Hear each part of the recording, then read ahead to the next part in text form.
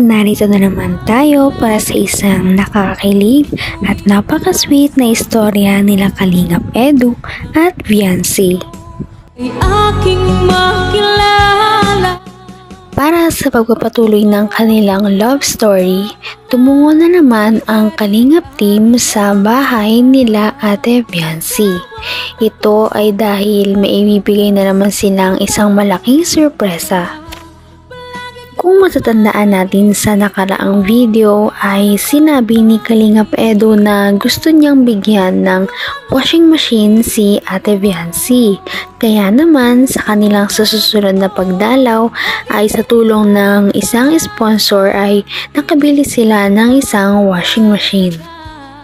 Makikita natin na binubuhat na nga ni Kalingap Rab at ni Kalingap Edu ang napakalaking sorpresa para kay Ate Viancy na siyang tiyak na ikakatuwa nito. Maya-maya pa ay dumating na nga sila sa bahay nila Ate Viancy at agad naman silang ipinatuloy sa kanilang bahay. Kapiling ka, ayoko na muling nag-iisa. Pagkatyan ka na. Pagkatuloy nga ng Kalingap team sa bahay nila Ate Viancy ay humarap sa kanila ang napakagandang si Viancy na bihis at mukhang nag-ayos na naman siya para sa araw na ito. Ngunit noong tinanong siya ni Kalingap Rab kung ano sa tingin niya ang sorpresa sa kanila ngayong araw ay hindi niya daw ito alam. Gulat na gulat naman si Ate Viancy noong ang sorpresa pala sa kanya ay isang bagong-bagong washing machine. Dahil sa saya na nararamdaman ni Ate Viancy ay tinawag niya ang kaniyang nanay upang ipakita ang bagong sorpresa sa kanila ng Kalingap team at siya naman kinatuwa din ng kaniyang ina. Lubos ang pagpapasalamat ni Ate Viancy at ng kanyang mama sa mga tumutulong sa kanila araw-araw.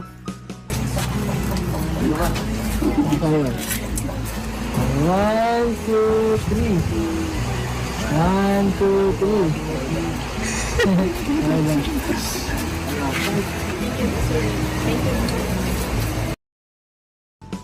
Bakas nga ang kilig sa mukha ni Ate Viancy dahil hindi na naman siya mapakali dahil nandyan si Kalingap Edu. Tuloy-tuloy ang kanyang pamumula at pagngiti. Mas kinilig pa ang lahat noong sila ay magtabi upang magkaroon ng kanilang picture taking. Matapos nito ay nagpakitang gilas naman agad si Kalingap Edu upang buhatin ang napakabigat at napakalaki na washing machine na sorpresa kila Ate Viancy. Ito ay inilagay nila muna sa labas dahil nga sa pagkasikip ng bahay nila Ate Viancy.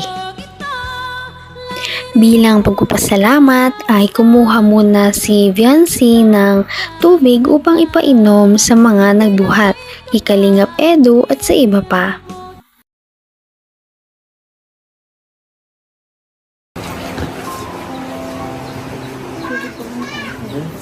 Ay, salamat.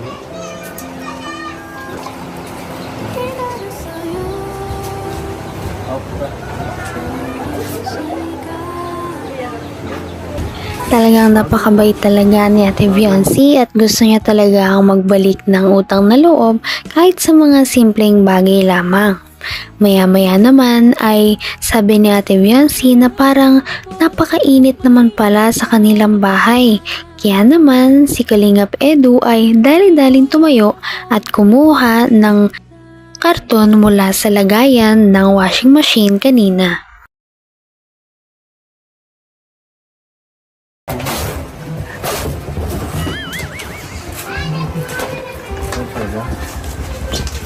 Imbis na lumamig ay parang mas lalong uminit ang paligid dahil sa sweetness ng dalawa.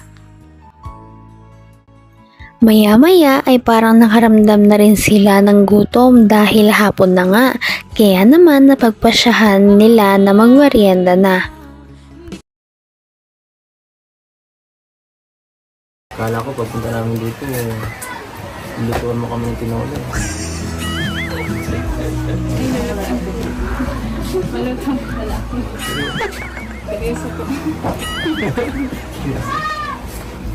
tulungan pa kita eh.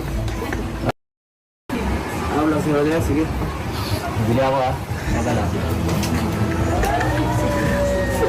Hindi nga in-expect ni Viancy na tototohanin ni Kalingap Edu ang kanyang biro noong nakaraang video na sana paglutuan siya ni Viancy ng kanyang paboritong ulam na tinola. Di ka rin Kahit pa nabigla si Ate Viancy ay pumayag na lamang siya dahil ito ay request ni Kalingap Edu.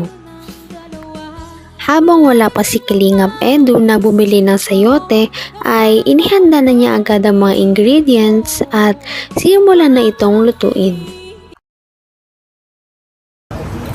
Hindi na importante.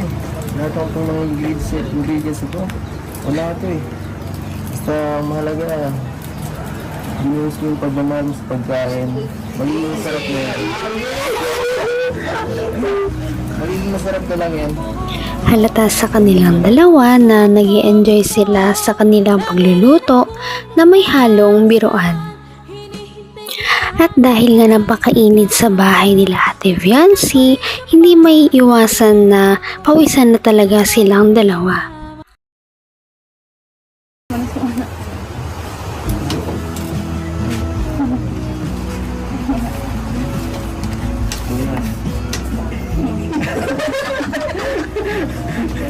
Mula sa dito. Dito.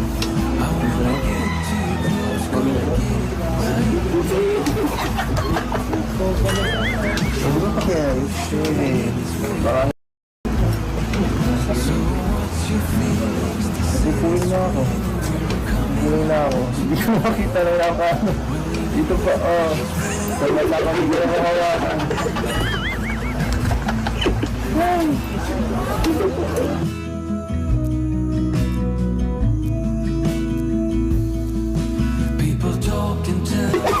Talaga namang kinilig ang mga manonood dahil sa kanilang mga sweet moments. Nagpunasan pa talaga sila ng kanilang mga pawis.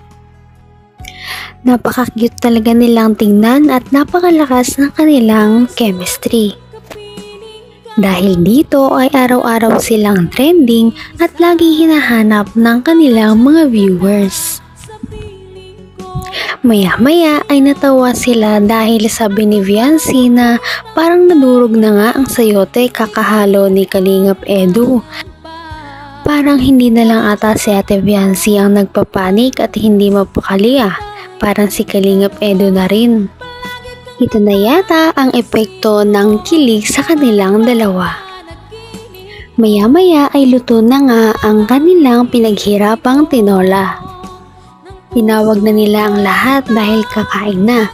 Ngunit bago sila kumain ay nagkaroon muna sila ng taste test. Tinikman muna nila ang kanilang luto kung pasado na ba ito, may kulang pa ba o daragdagan pa ba. Sige, check ko. Double check natin. Uy! Sabi ko na eh. Sinabi ko na, napakasarap. Napakasarap talaga.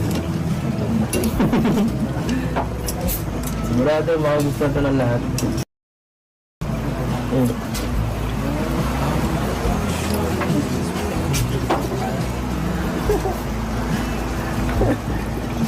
Okay lang?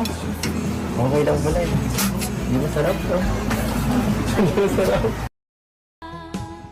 Masayang-masaya naman ang dalawa sa kinalabasan ng kanilang pagluluto ng tinola dahil ito naman daw ay masarap. Kaya naman sa huli ay nagpasalamatan muna silang dalawa bago nag-appear. Ayoko na muling nag-iisa. Pagandyan ka na sa piling ko o kay saya. At kung ano ako'y tanggap mo na, hindi ka rin nag-ayon. Sana ay patuloy pa natin silang subaybayan at suportahan. Si Ate Viancy at Kalingap Edu, ganoon na din ang Kalingap team. Yun lamang at maraming salamat sa panonood. Hanggang sa muli. Bye! Mahal